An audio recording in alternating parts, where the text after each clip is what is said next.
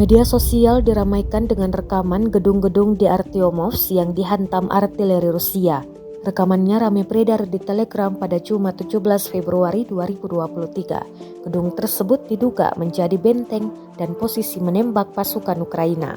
Sebelum artileri diluncurkan, drone pengintai Rusia telah memata-matai sejumlah posisi pasukan Ukraina di Artyomovsk.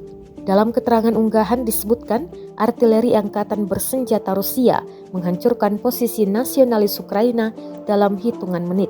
Diketahui pula, serangan Rusia ke Ukraina telah memasuki hari ke-360 pada Sabtu, 18 Februari 2023 sejak dimulai pada 24 Februari 2023. Konflik yang terjadi di antara negara bertetangga itu sampai saat ini terus berlanjut dan belum tampak akan segera berakhir.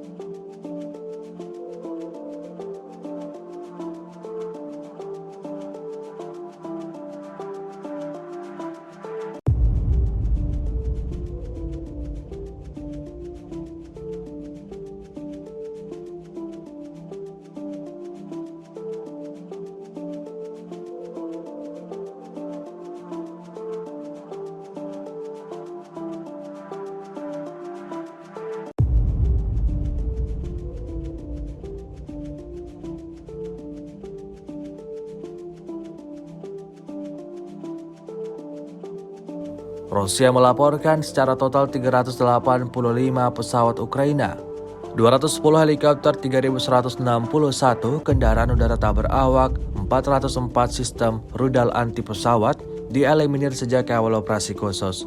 Sementara itu dari kubu Kiev, Kementerian Pertahanan Ukraina melaporkan 800 tentara Rusia dieliminir dalam 24 jam terakhir. Total 141.260 prajurit Rusia meninggal sejak awal konflik hingga hari ke-360.